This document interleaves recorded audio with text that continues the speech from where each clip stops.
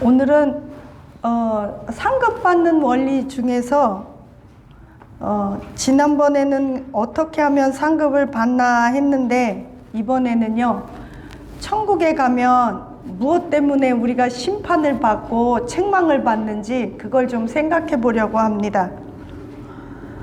시편 19편 9절을 볼까요? 일단 먼저 우리가 하나님 말씀을 왜 부지런히 읽어야 하는지, 시편 19편 9절, 우리 9절에서 11절까지인데요. 같이 봉독해 올리시겠습니다. 시작. 여호와를 경외하는 도는 정결하여 영혼까지 이르고 여호와의 법도는 진실하여 다 의로우니 금 곧 많은 순금보다 더 사모할 것이며 꿀과 송이 꿀보다 더 달도다. 또 주의 종이 이것으로 경고를 받고 이것을 지킴으로 상이 크니이다. 시편 19장 9절에서 19장 9절에서 11절, 이거는 매우 중요해요. 여러분 11절 동그라미 좀 쳐놓으세요. 상이 크니이다. 뭐 할 때 상이 크대요? 하나님의 말씀으로 경고를 받을 때, 책망도 받고 또 하나님이 말씀으로 우리를 양육해 가세요. 그래서 우리가 말씀을 부지런히 읽고 마음밭에 새겨야 돼요. 말씀을 얼만큼 아느냐, 이 지식적인 걸 말하는 게 아니에요. 오늘 이 말씀을 준비하면서 생각해 봤어요. 어떤 사람들은 성경을 역사학으로 알고 있어요. 그래서 뭐 역대기 상하, 사무엘 상하, 출애굽기 다 역사서예요. 이렇게 역사적인 거로만 보면 성경은 역사책이에요. 또 어떤 사람은 이걸 고고학적으로 알고 있어요. 어떤 사람들은 이거를 그냥 문학적으로 알고 있어요. 그래서 룻기, 에스더, 시편, 전도서 이런 거 다 문학이에요. 또 어떤 사람들은 이것을 그냥 이런 에세이로 알고 있어요. 그러나 성경은요, 아주 단순해요. 복잡한 것 같지만 단순해요. 그건 우리 양심이 알아요. 하나님 앞에 선하게 살고 하나님을 착한 마음으로 믿고 우리 양심이 알아요. 그렇게 하면 상이 어떻다고요? 크대요. 네. 목회를 이렇게 좀 해보고 목사가 되면요, 어쩌면 엄마도 그럴 거예요. 자식이 여럿 있으면 엄마들도 자식을 키워보면 자식마다 특성이 다르죠. 그리고 자식이 어렸을 때 잔머리 굴리면서 거짓말 치고 막 이러는 거 보면 엄마 알아요? 몰라요? 알아요. 목사들도요, 목사님들도요, 어느 정도 10년, 20년 목회를 하면, 물론 우리가 어떤 분이 알곡이고 누가 쭉정인지는 함부로 판단할 수는 없어요. 나중에 변할 수도 있으니까. 그렇지만 지금 이 시점에서 저거를 놓고 보면 구원받은 사람 맞을까? 왜냐면 입에 거짓말을 달고 사는 사람, 다중인격. 근데 성경에 보면 그런 사람들은 천국 못 간다고 분명히 계시록에 나오거든요. 그게 하나님의 말씀을 알아야 상이 커요. 마태복음 12장 36절에서 37절에, 마태복음 우리 12장 36절에서 37절 찾으셨으면 같이 읽을까요? 시작. 내가 너에게 이르노니 사람이 무슨 무익한 말을 하든지 심판날에 이에 대하여 신문을 받으리니 내 말로 의롭다함을 받고 내 말로 정죄함을 받으리라. 이 말씀을 마음밭에 단단히 새겨두세요. 이런 거를, 이거 말씀 준비하는데 저는 변호사 생각이 났어요. 변호사들, 죄송합니다. 불특정 다수를 얘기하는 거예요. 정치인, 변호사, 거짓 목사, 아주 좋은 말은 다 하고 거짓말을 막 만들어내요. 거짓말을 해도 양심에 가책이 없고 거짓말하는 게 직업이에요. 거짓말해서 막 과장으로 부풀려서 상대방을 법으로 얽어매서 돈 벌고, 이거 굉장히 심각하게 생각해 보셔야 돼요. 제가 당해봤거든요. 어떤 목사님이 아주 잘못했어요. 그런데 그 목사님이 집사인 변호사인 집사를 고용해서 저에게 말도 안 되는 고소장을 보냈는데 처음부터가 다 거짓말이었어요. 저는 그때 손이 덜덜 떨렸어요. 왜 그러냐면 그 목사님이 잘못한 것도 떨리는 일인데 그거를 은폐하자고 또 집사인 변호사를 또 거짓말을 이렇게 많이 시켜서 이 심판날에 이거를 신문 받을 걸 생각하니까 너무 불쌍하더라고요. 그래, 목사 6명이 힘을 합해서 저를 고소했는데, 그래서 제가 그냥 200만 원 벌금 내버렸어요. 왜 그러냐면 그거 처음부터 끝까지 거짓말이 수백 가지, 쉬어보진 않았지만 수십 가지 수백 가지가 넘는 걸 일일이 변호하려니까 피곤스럽고, 무슨 생각이 드냐면 저것들이 속으로 저 사람들이라는 생각이 안 들고, 저것들이 저렇게 목사고 집사인데 저렇게 힘 앞에서 거짓말 쳐가지고 이거 어떻게 할까? 안 무서울까? 그러고 그냥 벌금을 내버렸어요. 큰 사건도 아닌 것 같고. 그 사람들은 자존심을 지키고 자기의 이미지를 지키기 위해서 거짓말을 그렇게 만들어냈지만, 저는 이 말씀 때문에, 이 말씀을 제가 21살 때 알게 됐거든요. 이 말씀이 제 마음에는 아주 깊이 와닿고, 그래서 죄에 대해서 죽어야 합니다라는 책을 쓰게 됐어요. 집에 좀 찾아봐서 있으면 좀 드릴게요. 성경에 나와 있는 죄를 다 한번 제가 할 수 있는 만큼만 이렇게 요약을 해봤어요. 네가 하는 말로 의롭다함도 받는데요. 즉 다시 말하면요, 내가 남에게 어떻게 말하느냐에 따라 내가 의롭다함도 받는데요.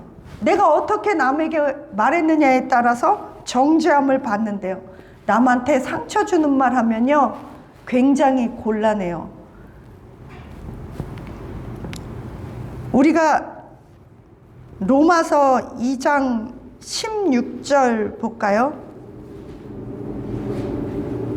로마서 2장 16절 찾으시면 함께 봉독해 주시면 감사합니다. 2장 16절이요. 로마서 시작. 나의 사람의 은밀한 것을 심판하시는 그날에, 그날은 마지막 날 심판대 앞에서 사람의 은밀한 것을 심판해요. 그거는 우리의 생각도 포함돼요.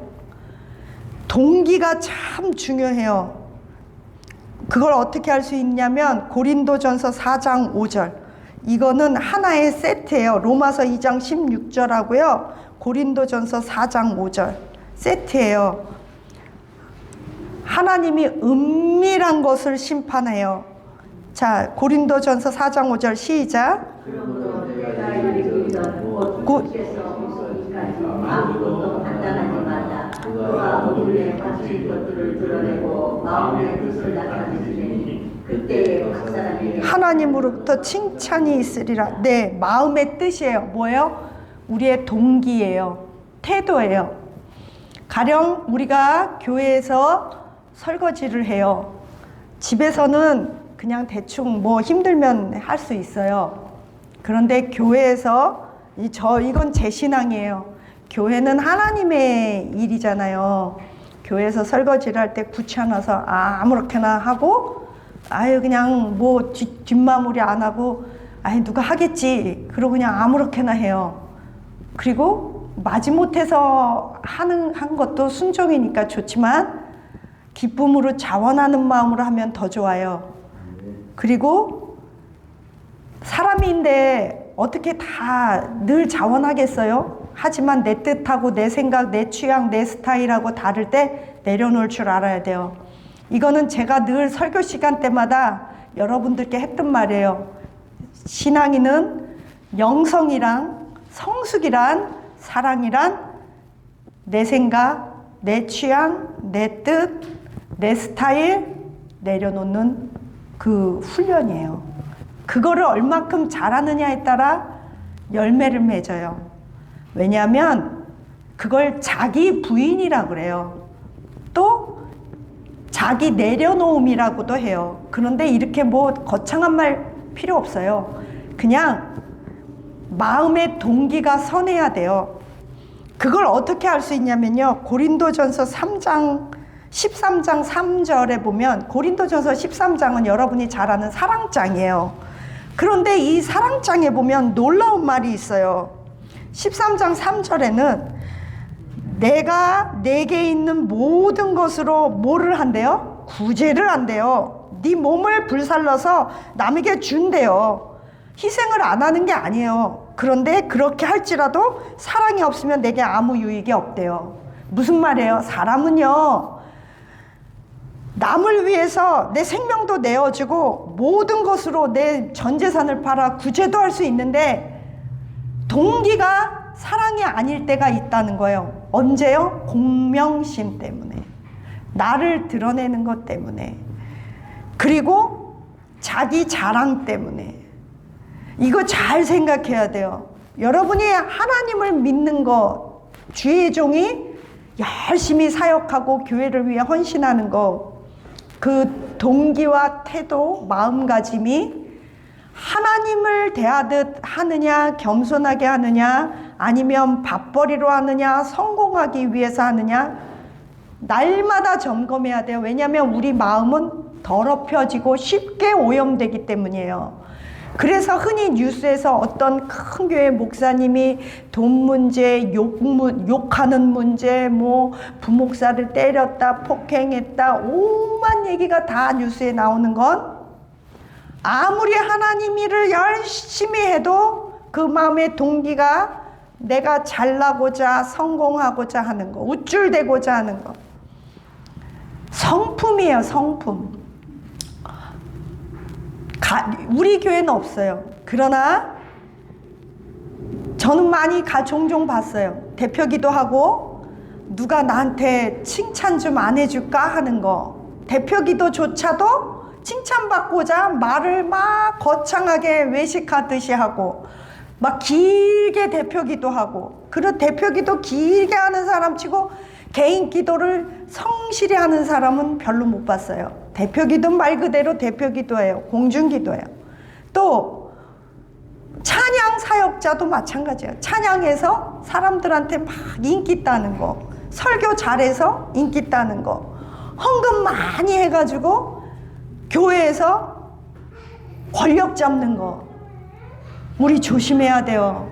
이럴 경우에는 돈 내고 시간 내고 봉사하고 힘들고 인생 낭비하고 아무 유익이 없어요. 오히려 그렇게 외식적으로 함으로써 매를 2배나 맞아요.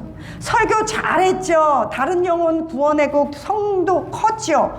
그런데요, 내가 그 말씀대로 안 살았기 때문에 선생된 자는 매를 2배나 맞는데요. 그러니까 우리가 늘 뭐를 점검해야 돼요? 내 생각과 마음을 점검해야 돼요. 그래서 큰 교회 목사님은 막 존경하고 개척교회, 작은 교회 목사님은 깍듯하게 안 대하면 굉장히 큰일 나고 곤란해요. 큰 교회 목사님한테는 막 100만 원씩 갖다 드리면서 작은 교회 목사님은 5만 원 드리고 10만 원 드리면 굉장히 곤란해요.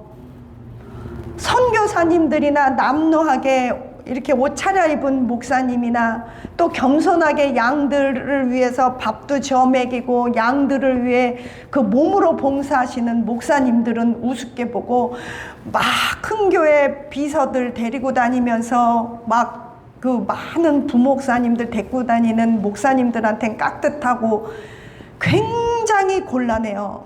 우리 교회는 없어요. 그러니까 말하는 거예요. 자, 말을 뒤집을게요. 성도들 지간에서도 우리 교회는 없으니까 헌금 많이 내고 무슨 장짜리하고 막 그러는 성도들한테는 잘하고 힘없는 성도들한테는 막 아무렇게나 하면 곤란해요. 우리는 서로가 서로를 정말 존중해야 돼요. 그럴 때 비로소 우리 교회가 아름다운 신앙의 공동체가 될 뿐 아니라 천국에 가면 우리가 상을 받아요.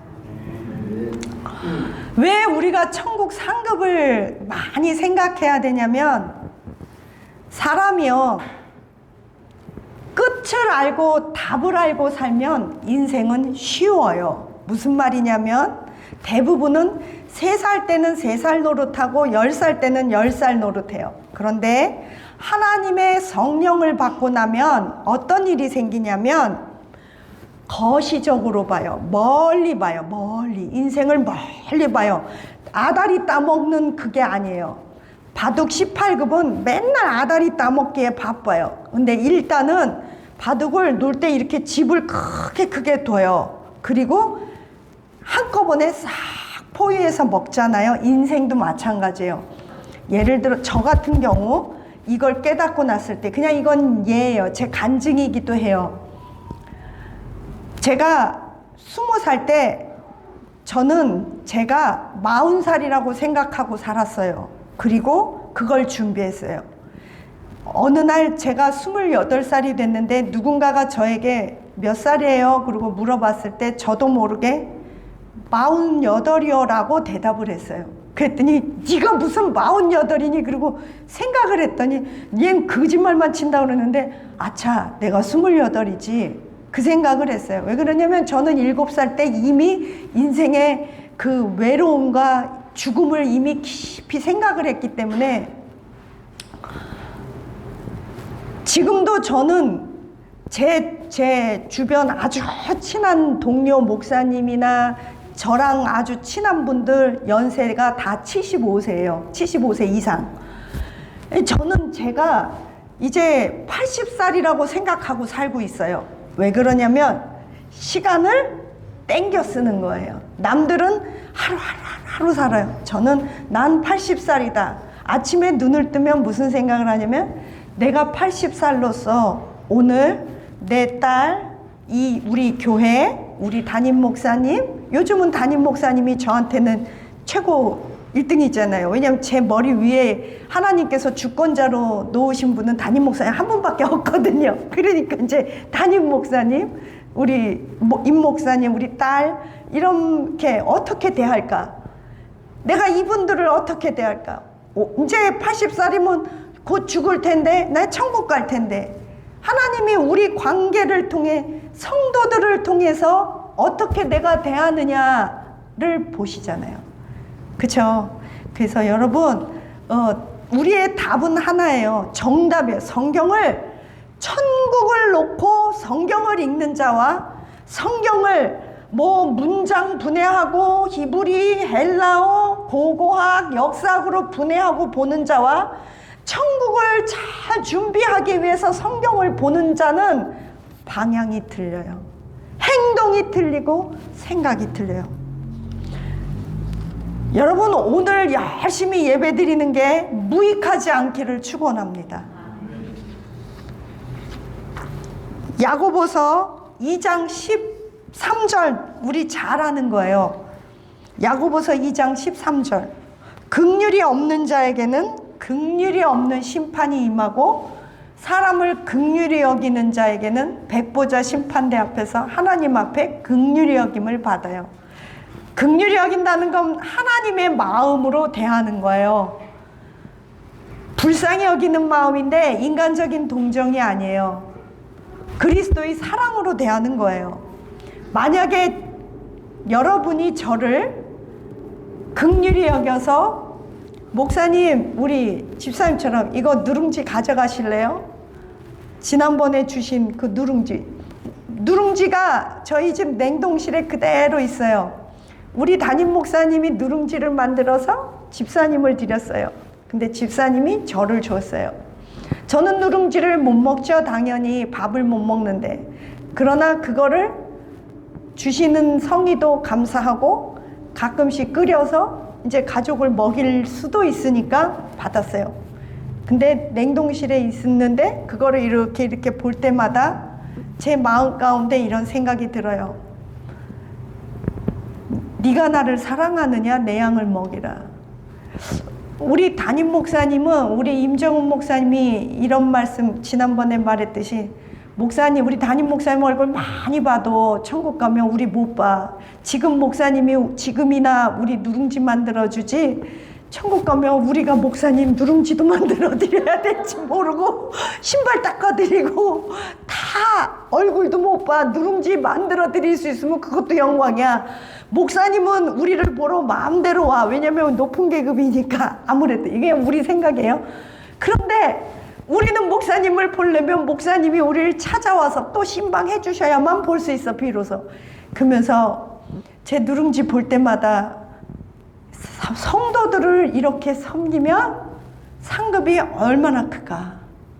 여러분, 큰 거 가지고 천국에서 상급 받을 것 같으세요? 아유, 천국에는요, 고난받은 거, 핍박받은 거, 믿음으로 행한 거, 오래 참고 기다린 거, 원수를 사랑한 거, 선을 행하되 낙심치 아니한 거, 전도하고 기도하고 예배드리고 헌금하고, 우리 다 아는 거예요. 그거 가지고 하나님께서 결판을 내시는 거예요. 계시록 21장 8절 찾아볼까요? 계시록 21장 8절. 매우 중요해요.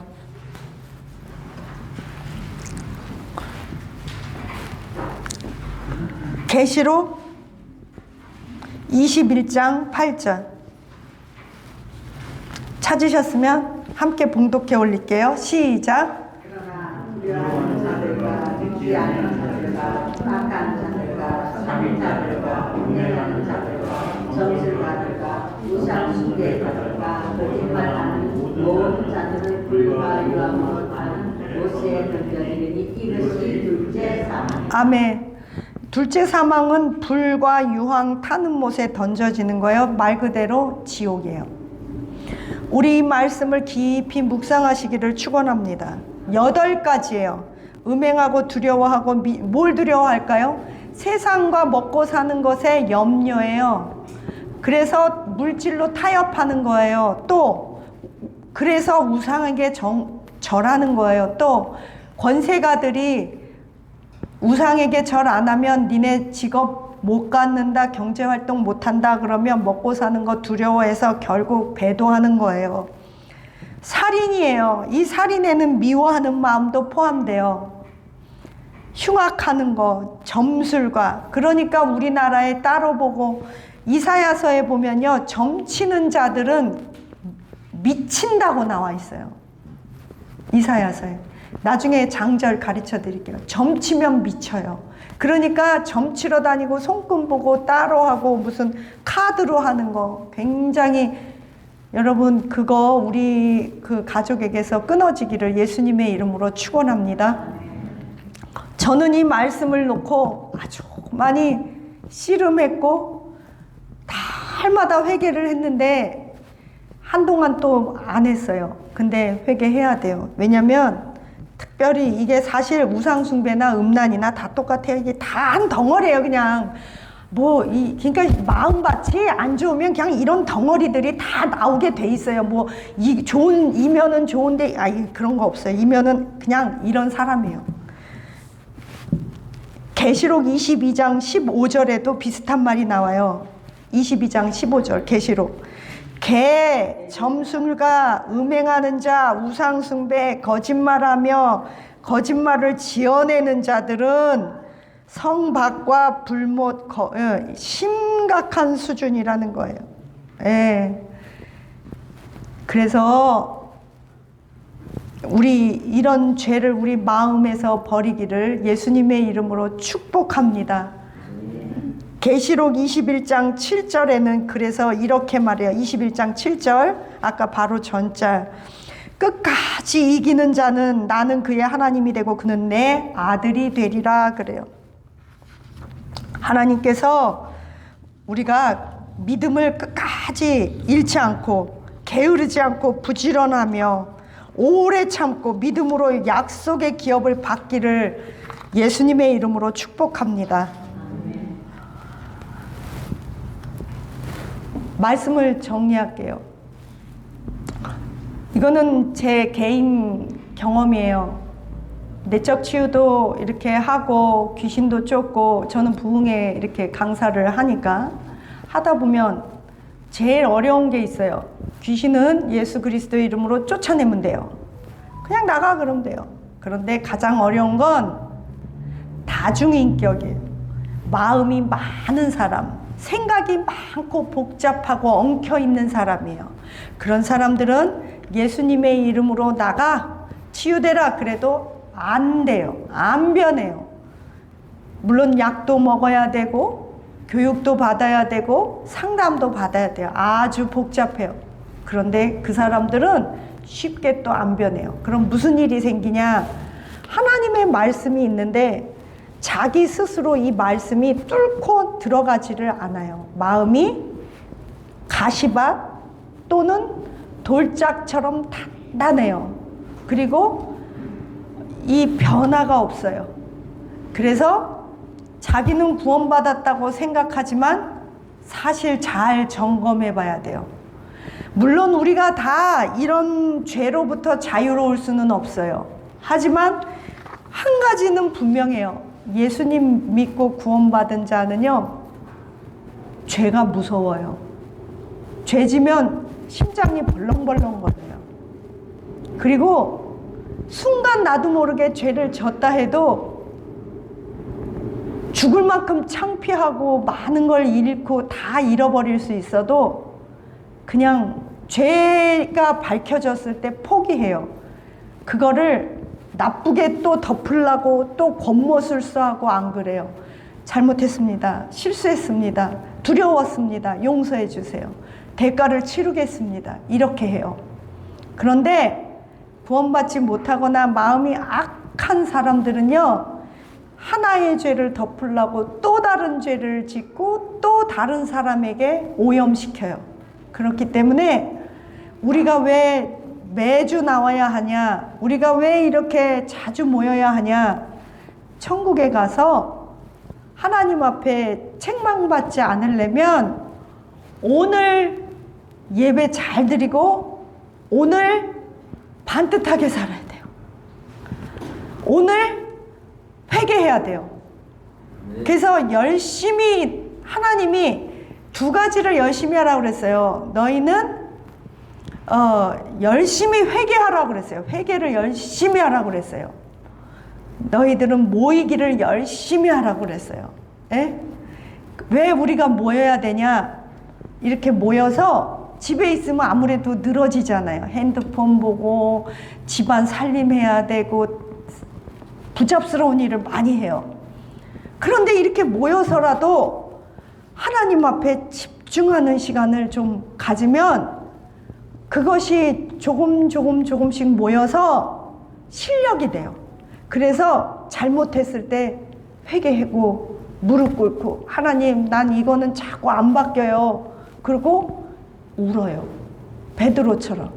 그런데 그래서 거듭난 심령들은 회개도 잘하고 잘 울고 남한테 함부로 못해요. 남한테. 그냥 내가 고개 숙이고 말지. 이걸 나의 옳고 그름을 증명해서 뭐 하겠냐. 나중이면 다 밝혀질 걸. 그냥 그러고 넘어가 버려요. 안 싸워요. 사실은 그래요. 그래서 우리 여기에 계신 여러분들께서 가족 간에 또 성도 간에 또 우리 목사님한테 우리 서로 잘해서 우리의 만남이 상급이 되었으면 좋겠어요. 여러분과 우리의 만남이 하늘나라의 상급이 되기를 축원합니다. 예, 그러면 착한 성도가 돼서 천국에서도 예수님이 아이고 착하다, 이렇게 착하게 양으로 살다 왔구나. 예, 그리고 또 남 구제하고 헐벗은 자, 갇힌 자, 슬퍼하는 자, 이런 사람들을 우리가 돌봐야 돼요. 그거 안 하면 성경에 뭐라 그랬어요? 염소라 그랬어요. 염소. 염소는 지옥 가요, 천국 가요? 지옥 가요, 지옥. 그러니까 내가 남한테 어떻게 하느냐에 따라서, 예, 우리 착하고 겸손한 우리 샬롬 동포교회 저와 여러분 되시기를 축원합니다. 네, 기도하시겠습니다. 우리 오늘